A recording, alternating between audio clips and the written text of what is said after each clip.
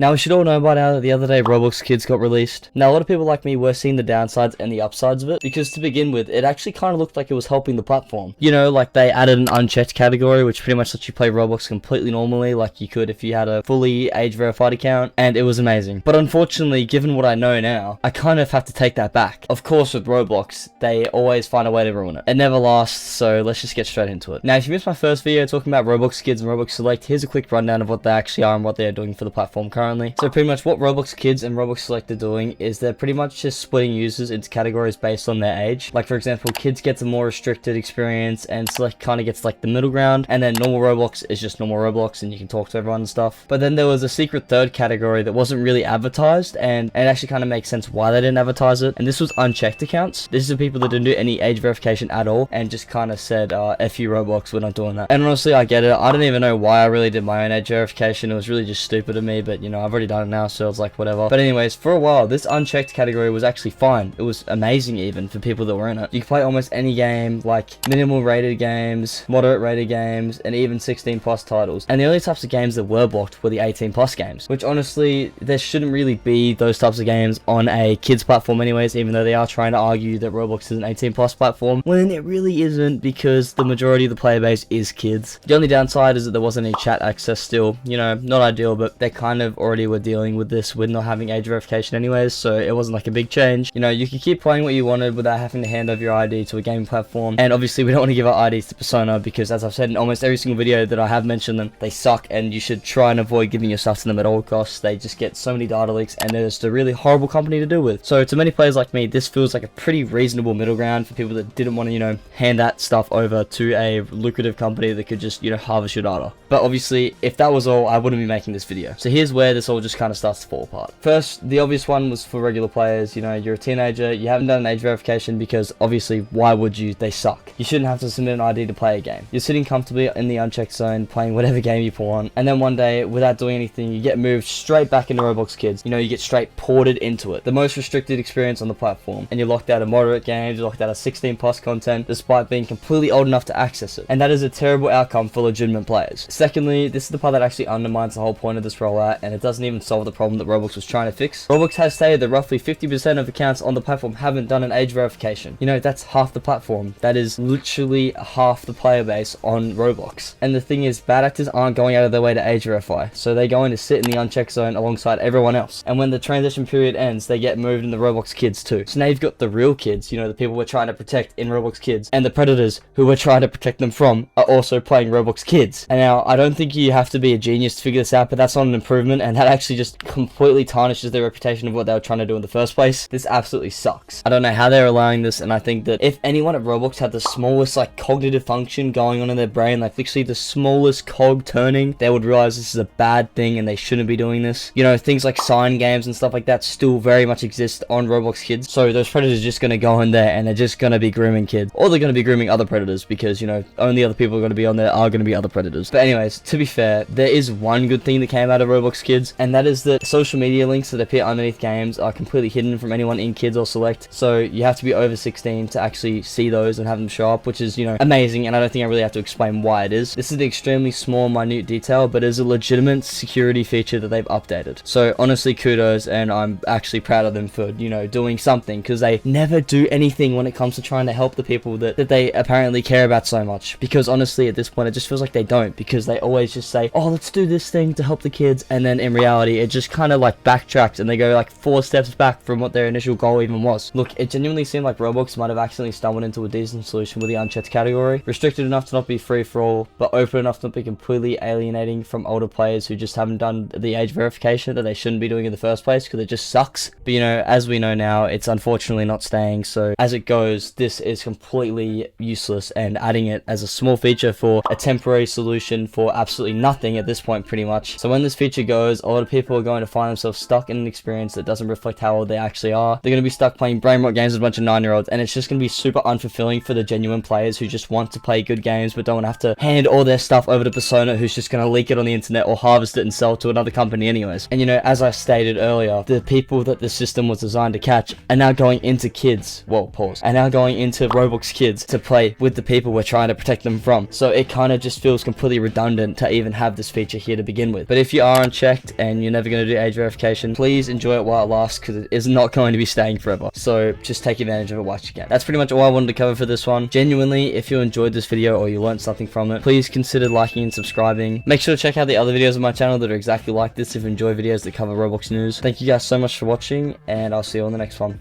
See ya.